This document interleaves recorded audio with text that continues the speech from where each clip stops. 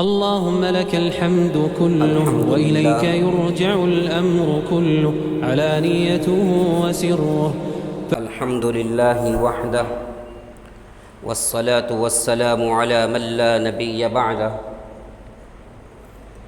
أعوذ بالله من الشيطان الرجيم. بسم الله الرحمن الرحيم. ولا تحسبن الذين قتلوا في سبيل الله أمواتا بل أحياء عند ربهم يرزقون. صدق الله العظيم وصدق رسوله النبي الكريم ونحن على ذلك لمن الشاهدين والشاكرين والحمد لله رب العالمين. اللهم صل على سيدنا محمد وعلى آل سيدنا محمد وبارك وسلم. اللهم صل على سيدنا محمد وعلى آل سيدنا محمد وبارك وسلم. گزشتہ ہفتہ آپ حضرات کے سامنے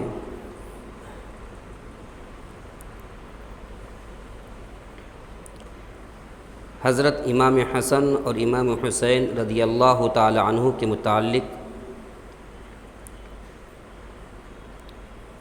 بات آئی تھی.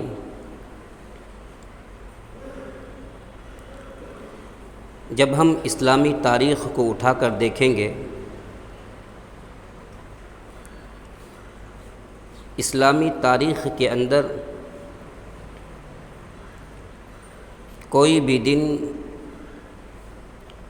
ایسا نہیں ہے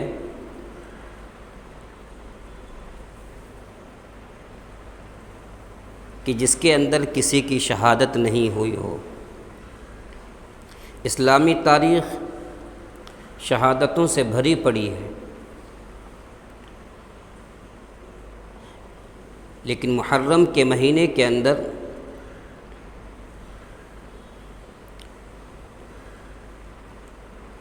حضرت امام حسین رضی اللہ تعالی عنہ کی شہادت،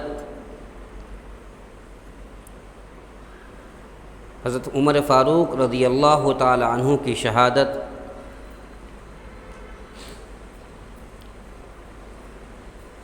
اسی طریقے سے تمام شہیدوں کے اندر اللہ کے رسول صلی اللہ علیہ وسلم نے شہیدوں کا جو سردار حضرت حمزہ رضی اللہ تعالی عنہ کو فرمایا.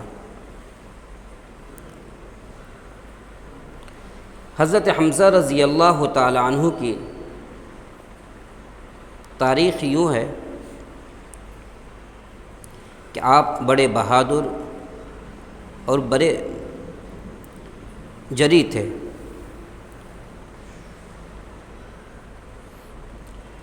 آپ صلی اللہ علیہ وسلم کے اوپر ابھی تک ایمان نہیں لائے تھے کہ آپ شکار کے لیے کہیں چلے گئے. اللہ کے رسول صلی اللہ علیہ وسلم حرم پاک کے اندر نماز پڑھ رہے تھے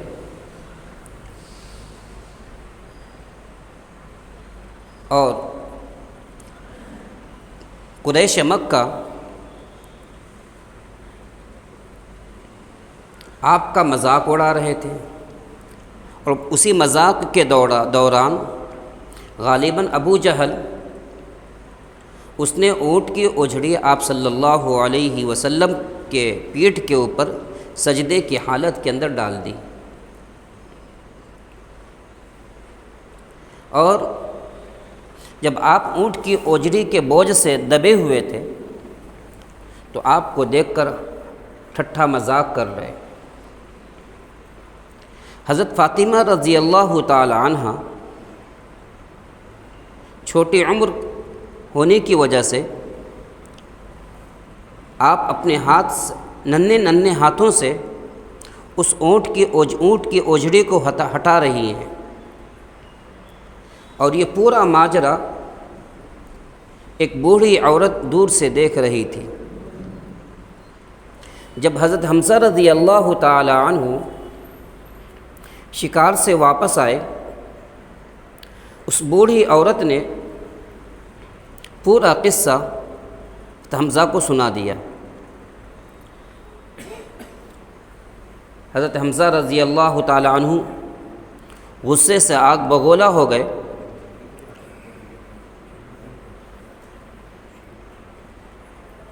اور ابو جہل کے پاس جا کر اپنی کمان سے اس کے سر کے اوپر مار دیا، اور اللہ کے رسول صلی اللہ علیہ وسلم کے پاس جا کر مشرف باسلام ہو گئے۔ اللہ کے رسول صلی اللہ علیہ وسلم کو اپنے چچا سے بہت محبت تھی۔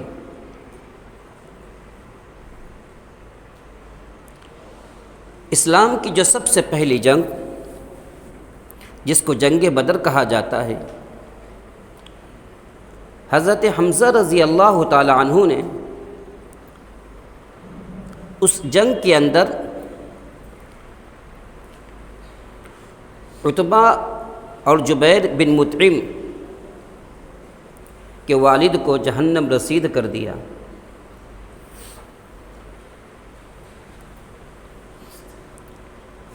حمزہ رضی اللہ تعالی عنہ کی شہادت کے لیے، خون کا بدلہ لینے کے لیے قریش مکہ نے بڑے بڑے بہادروں کو چنا کہ کون ہمارے خون کا بدلہ لے لیتا ہے۔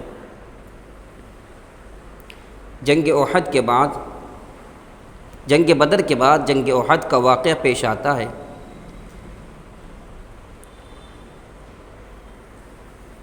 جنگ احد کے اندر بھی حضرت حمزہ رضی اللہ تعالی عنہ نے بڑی شہادت، بڑی دلیری کے ساتھ آپ نے اس کی بھی تیاری کی۔ بخاری شریف کی روایت ہے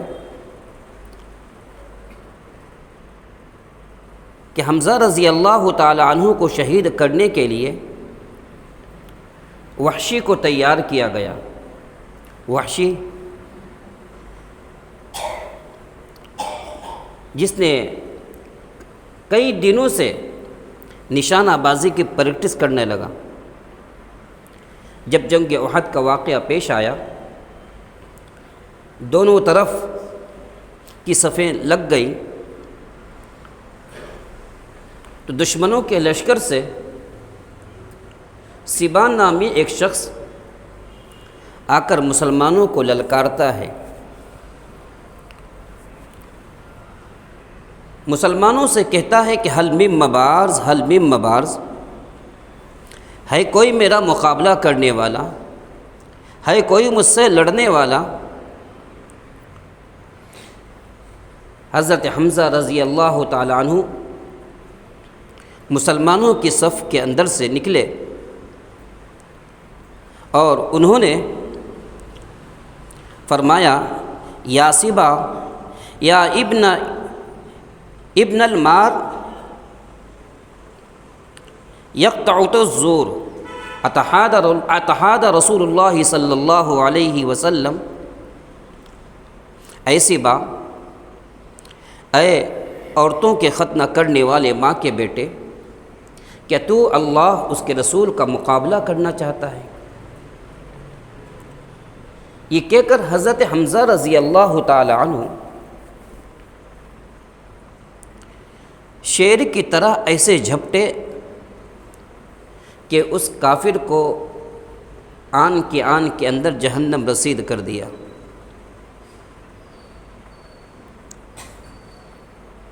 کسی کہنے والے نے کیا خوب کہا ہے، کس شیر کی آمد ہے کہ رن کانپ رہا ہے، کس شیر کی آمد ہے کہ رن کانپ رہا ہے، رن ایک طرف چرخ کہن کانپ رہا ہے۔ حضرت حمزہ رضی اللہ تعالی عنہ جب سبا کو جہنم رسید کر کے واپس لوٹ رہے تھے، تو لوٹتے لوٹتے اس وحشی نے ایک پتھر کے پیچھے سے ایسا وار کیا، برچہ پھینکا جو آپ کے پیٹ کو چاک کرتا ہوا باہر نکل گیا، اسی کے اندر آپ کی شہادت ہو گئی۔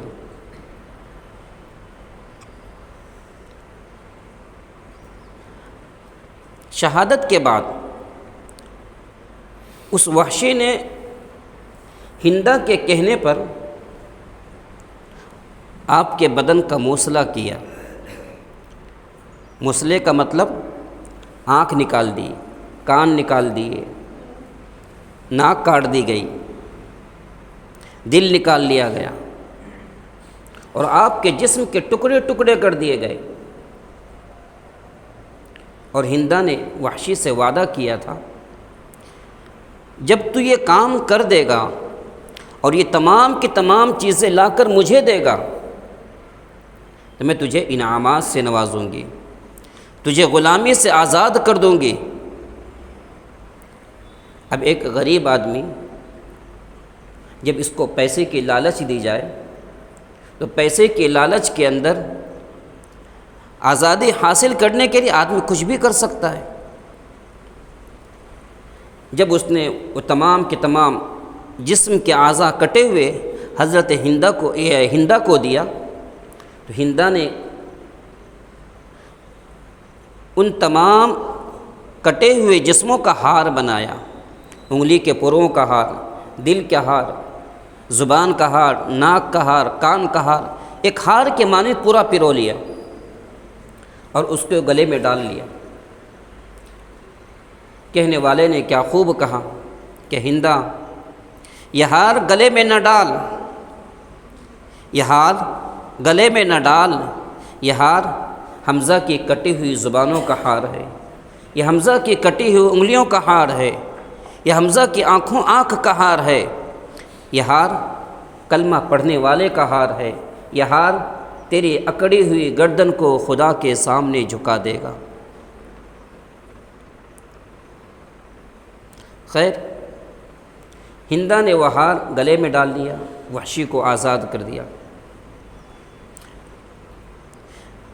جب جنگ ختم ہوئی، جناب محمد رسول اللہ صلی اللہ علیہ وسلم نے صحابہ سے فرمایا، حمزہ نظر نہیں آ رہے،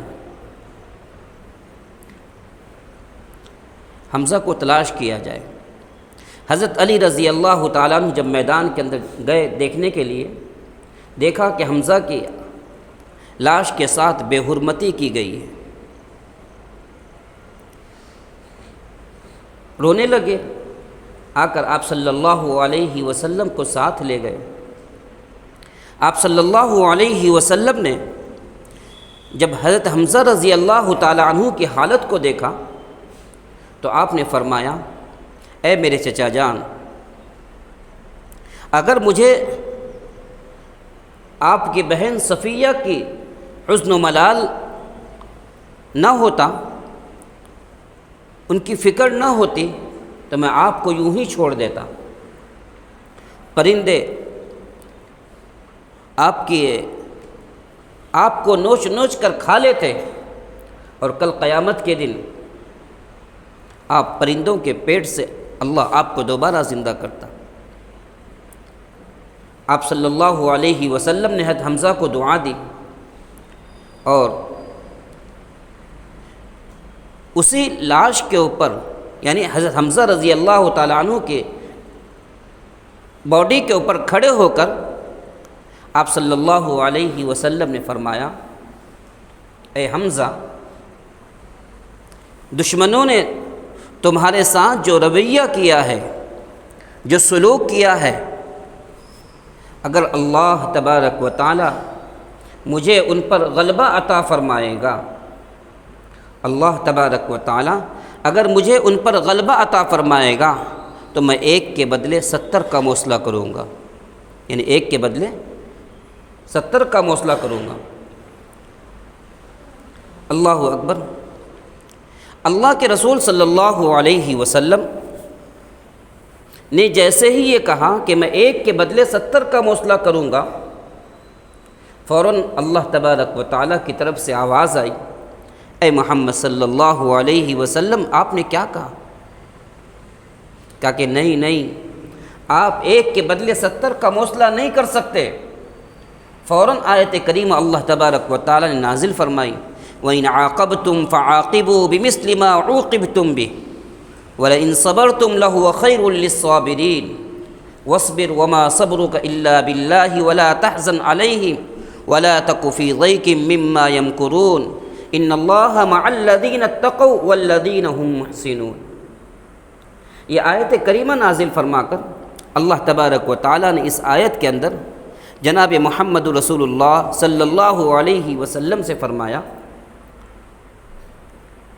اگر آپ کو تکلیف پہنچی ہے، آپ کے دل کو ٹھیس پہنچی ہے، تو جتنی تکلیف آپ کو پہنچی ہے آپ اتنا بدلہ لے سکتے ہیں۔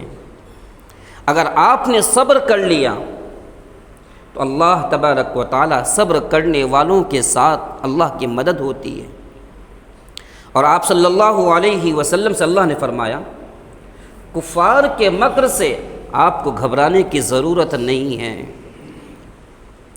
اللہ کے رسول صلی اللہ علیہ وسلم نے کیا کیا؟ پھر ایک کے بدلے 70 کا موصلہ نہیں کیا۔ اسی لیے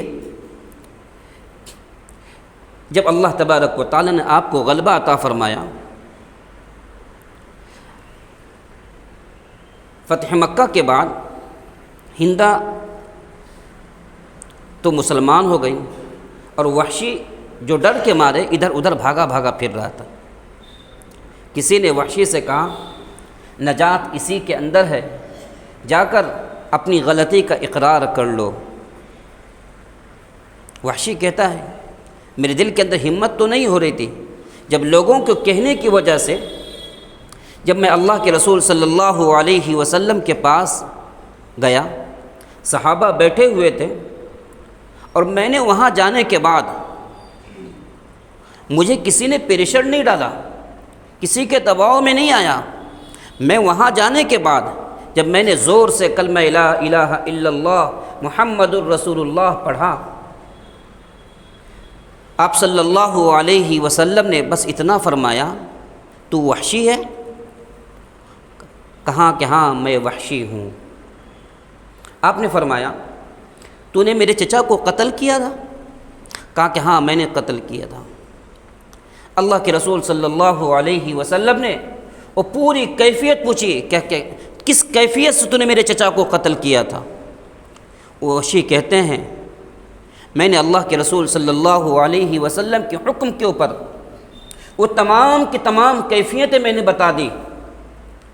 اس کے بعد آپ صلی اللہ علیہ وسلم نے فرمایا، غیب انی فلا ارینک، تو میرے آنکھوں کے سامنے سے دور ہو جا، میں تجھے دیکھنا نہیں چاہتا، میں تجھے دیکھتا ہوں تو میرے چچا یاد آ جاتے ہیں، میں تجھے دیکھتا ہوں تو میرے چچا یاد آ جاتے ہیں، تو میرے آنکھوں کے سامنے سے دور ہو جا۔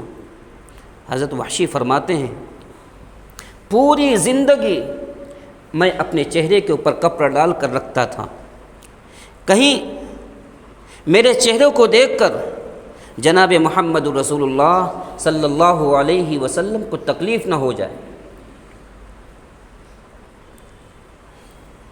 اسی لیے اللہ تبارک و تعالیٰ نے جناب محمد رسول اللہ صلی اللہ علیہ وسلم کے ذریعے اور یہ تمام کے تمام واقعات جو بیان کیے جاتے ہیں، یہ شہادت کا واقعہ جب آتا ہے، اس سے مسلمانوں کو متنبہ کیا جاتا ہے کہ انسان کو شہادت سے گھبرانا نہیں چاہیے۔ اللہ تبارک و تعالیٰ نے انسان کے پاس جو جان ہے، انسان کے پاس جو مال ہے، انسان کے پاس جو عزت ہے، نہ جان اس کی ہے، نہ مال اس کا ہے، نہ عزت اس کی ہے، اللہ تبارک و تعالیٰ نے اس کو اس کی جان کا محافظ بنا رکھا ہے۔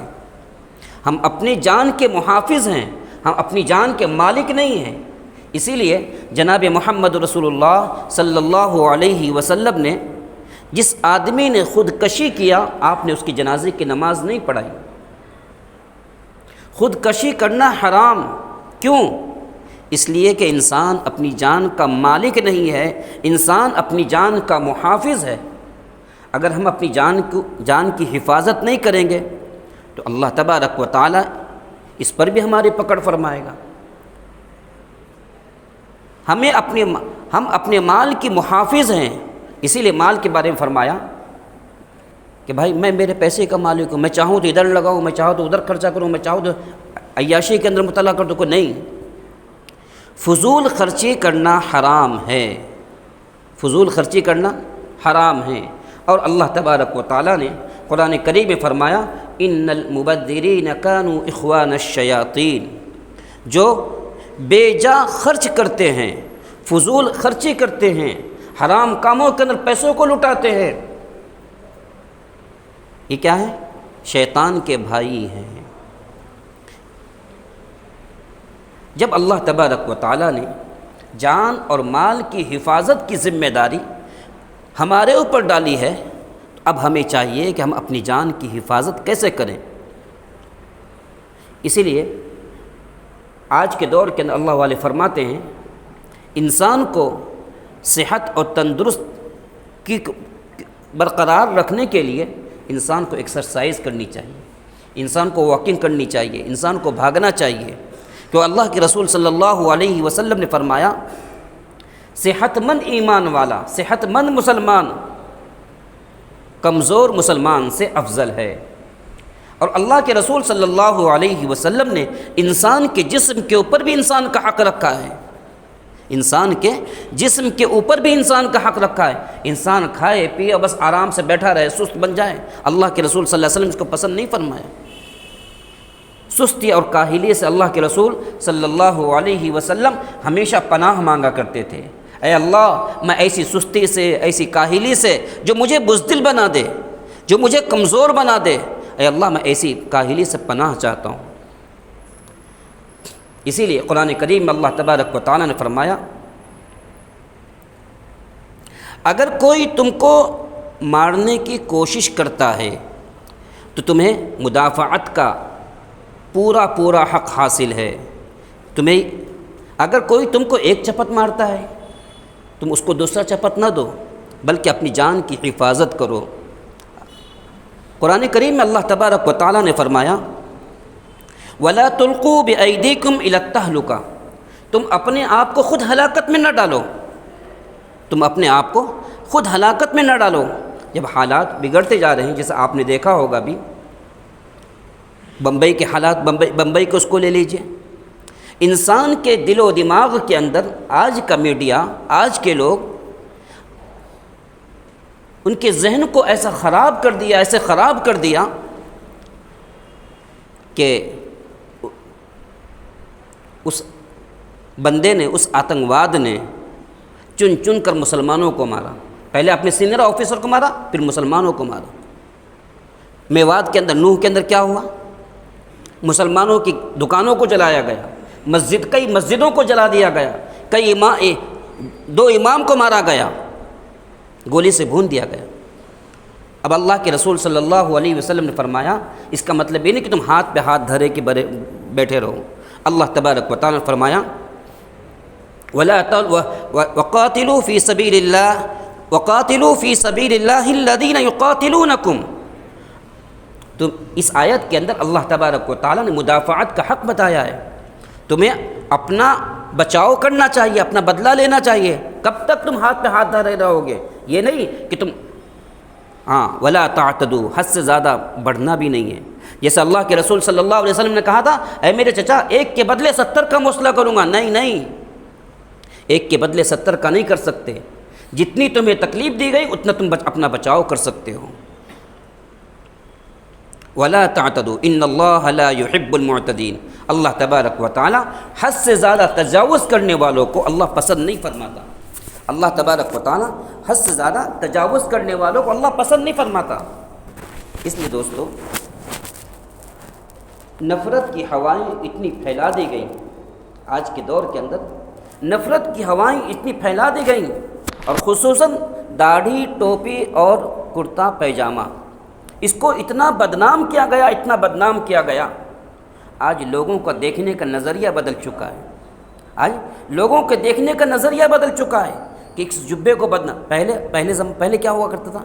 انسان داڑھی کو دیکھتا تو ادب کیا کرتا تھا، داڑھی کو دیکھ کر جگہ دے دیا کرتا تھا، کرتے پیجاموں کو دیکھ کر جگہ دے دیا کرتا تھا۔ لیکن آج فسطائی طاقتوں نے اسلام دشمنوں نے مسلمانوں کو اتنا بدنام کیا کہ جہاں چاہا مارنا شروع کر دیا۔ اس لیے دوستو، ہاتھ پر ہاتھ دھرنے کی ضرورت نہیں ہے۔ نفرت کو نفرت سے ختم نہیں کیا جاتا۔ اللہ کے رسول صلی اللہ علیہ وسلم فرمایا، نفرت کو نفرت سے ختم نہیں کرنا ہے۔ کوئی اگر ہم کو مار رہا ہے، ہمیں اٹھا کر تلوار سے مارنا نہیں ہے، بلکہ نفرت کو محبت سے ختم کرنے کا طریقہ اللہ کے رسول نے ہمیں سکھایا۔ اگر کوئی ہم سے نفرت کر رہا ہے، ہمیں چاہیے ہم محبت کا پیغام کب دیں گے؟ محبت کا پیغام جب ہمارے اندر اسپرٹ پیدا ہوگی، ہمارا یقین مضبوط ہوگا، ہمارا ایمان مضبوط ہوگا، ہمارے اندر بولنے کا ملکہ پیدا ہوگا، جب ہم جا کر دوسروں کو ایمان کی دعوت دیں گے۔ ہم خود نماز کی پابندی نہیں کریں گے، ہم خود اپنے آپ کو اسلامی کلچر کے اندر ڈھالنے کی کوشش نہیں کریں گے، ہم دوسروں کو جا کر کیا اسلام کی دعوت دے سکتے ہیں؟ اس لیے دوستو، قصور ہمارا ہے کہ ہم ان کو صحیح راستہ نہیں دکھا رہے۔ جناب محمد رسول اللہ صلی اللہ علیہ وسلم نے قریش مکہ کو دعوت دی تھی۔ قریش مکہ تنہا اللہ کے رسول نے سب کو دعوت دیا، تو آج ہماری ذمہ داری بھی یہی بنتی ہے، ہم نفرت کی ہواؤں کو ختم کریں۔ کیسے ختم کریں گے؟ پیار اور محبت کے ساتھ ختم کرنا ہے۔ ان کو جا کر سمجھانا ہے، ان کو جا کر بتانا ہے، اللہ کی وحدانیت کو بتانا ہے، اللہ کے ایک ہونے کو بتانا ہے، اسلامی تاریخ کو بتانا ہے۔ کب ہوگا؟ جب ہمارے پاس ہم خود اپنے آپ کو بدلنے کی کوشش کریں۔ اس لیے دوستو، ضرورت ہے اس بات کی۔ ہر جمعہ کو بیان ہوتا ہے، حالات آتے ہیں، آدمی سوچتا ہے کہ میرے اوپر کہاں ہے، اس کے اوپر ہے، آ جاؤ۔ نہیں دوستو، اللہ کے رسول صلی اللہ علیہ وسلم نے فرمایا کہ ایمان والا مسلمان کہیں پر بھی بے چین ہو، دنیا کے کسی کونے کے اندر بھی اگر کوئی ایمان والے کو تکلیف پہنچتی ہے، اللہ کے رسول صلی اللہ علیہ وسلم نے فرمایا ایمان والا ایک جسم کے مانند ہے۔ جیسے جسم کے اندر کانٹا چبھتا ہے تو پورے جسم کو تکلیف ہوتی ہے، ایسے ہی ہمیں بھی بے چین ہونا چاہیے۔ ہمیں کیا کرنا چاہیے؟ بے چین ہونا۔ ہم دعا کر سکتے ہیں، ہم اپنے آپ کو بدلنے کی کوشش کرتے ہیں۔ اگر ہم اپنے آپ کو نہیں بدلیں گے تو اللہ تبارک و تعالی ہمیں نہیں بدلنے پائیں گے۔ اس لیے دوستوں، ضرورت ہے اس بات کی، آج کے دور کے اندر ہمیں محبت کے پیغام کو عام کرنا ہے اور نفرتوں کے پیغام کو ختم کرنا ہے۔ حضرت امام حسین اور حضرت حمزہ رضی اللہ تعالی عنہ، یہ تمام کی تمام شہادت سے اسی بات یہ سبق ملتا ہے کہ جان ہماری نہیں، جان اللہ کی دی ہوئی امانت ہے، جان سے گھبرانا نہیں ہے۔ آپ کو بتاؤں، ہلاکو خان بہت بڑا دشمن گزرا ہے، مسلمانوں کا سب سے بڑا دشمن۔ ہلاکو خان نے جب پورے مسلمانوں کو ختم کر دیا، 3 صفیں لگی ہوئی تھی، کہا کہ اب 3 صفوں کو میرے سامنے اڑایا جائے۔ ہلاکو خان ایک گھوڑے پر آ کر کھڑے ہو کر جلاد کو حکم دیا، ایک ایک کر کے اڑاتے چلے جاؤ۔ مسلمانوں کی گردنیں اٹھتی جا رہی ہیں۔ اس کے اندر سے ایک بوڑھا جو پہلی صف کے اندر تھا، جیسے ہی دیکھا گردن اڑ رہی ہے تو ڈر کے مارے پیچھے صف میں چلا گیا۔ اور یہ ہلاکو خان اس بوڑھے کے اوپر اس کے نظر ہے، بھاگ کے کہاں جاتا ہے؟ اس کو اپنی طاقت کا نشہ تھا، اپنے عہدے کا نشہ تھا کہ مجھ سے کوئی بچ نہیں سکتا۔ جب تیسری صف میں گیا، جب سب کے سب قتل ہو گئے اور اس بوڑھے کے اوپر تلوار آئی، ہلاکو خان نے گرجدار آواز کے اندر کہا کہ رک جاؤ۔ بوڑھے کو بلایا، پہلی صف سے دوسری صف میں گئے، دوسری صف سے تیسری صف میں گئے، اب کون تجھے بچا سکتا ہے؟ سب کو تو میں نے مار ڈالا، اب تجھے کون بچا سکتا ہے؟ بیچارہ تنہا تھا، اپنے گھر کا اکلوتا تھا، ماں کی خدمت کرتا تھا، بچوں کی خدمت کرتا تھا، اور دل کے اندر تڑپ تھی، میں مر گیا تو میرے بچوں کا کیا ہوگا؟ جب ہلاکو خان نے پوچھا تجھے کون بچا سکتا ہے، اس بوڑھے نے آسمان کی طرف اشارہ کیا کہ اللہ چاہے تو مجھے آج ابھی بھی بچا سکتا ہے۔ جیسے ہی اس نے آسمان کی طرف اشارہ کیا، یہ اور زور سے ہنسنے لگا، اور ہنستے ہنستے ہلاکو خان کے ہاتھ سے جو کوڑا تھا اس کے ہاتھ میں سے، وہ ہاتھ میں سے گرنے لگا۔ جب اچانک کوئی ہاتھ میں سے کوئی چیز گرتی ہے تو آدمی پکڑنے کے لیے اس کو جلدی سے جھکتا ہے کہ میرے ہاتھ میں سے گرے نہیں۔ اللہ کا کرنا ایسا ہوا، جیسے وہ پکڑنے کے لیے گیا اس کا بیلنس چکا اور وہ گھوڑے سے نیچے لٹک گیا، اور ایسے زور سے گھوڑا گھوڑا بھاگنا شروع کر دیا، اور چند ہی منٹوں کے اندر گھوڑے نے ایسا بھگایا کیا ہو گیا، ہمیشہ کے لیے وہ بھی چلا گیا۔ تو اللہ تبارک و تعالی ہر چیز برداشت کرتا ہے. اللہ تکبر کو برداشت نہیں کرتا, اللہ ظلم کو برداشت نہیں کرتا, اللہ ظالم کو برداشت نہیں کرتا. اس لیے انسان کو گھبرانے کی ضرورت نہیں ہے, انسان کو اپنے آپ کو بدلنے کی ضرورت ہے, انسان کو اللہ کی طرف متوجہ ہونے کی ضرورت ہے, انسان کو اپنے آپ کو مسجدوں کے اندر آ کر اللہ کی عبادت کرنے کی ضرورت ہے, رونے کی ضرورت ہے. جب یہ قوم روئے گی اللہ تبارک و تعالیٰ آسمان سے اچھے فیصلے فرمائیں گے. جب تک اس قوم نے رونا بند کر دیا ہے اللہ تبارک و تعالیٰ کے فیصلے بھی نہیں آ رہے. اس لیے دوستو اللہ تبارک و تعالیٰ ہم سب کو کہنے زیادہ عمل کرنے کی توفیق عطا فرمائے. کیا لکھوں آج ماں باپ کی شان میں, جن کی عظمت لکھی رب نے قرآن میں, جن کے قدموں میں اللہ نے جنت رکھی, جن کے صدقے سے یہ زندگی ہے ملی. کیا لکھوں آج ماں باپ کی شان میں, جن کی عظمت لکھی رب نے قرآن میں, جن کے قدموں میں اللہ نے جنت رکھی, جن کے صدقے سے یہ زندگی ہے ملی.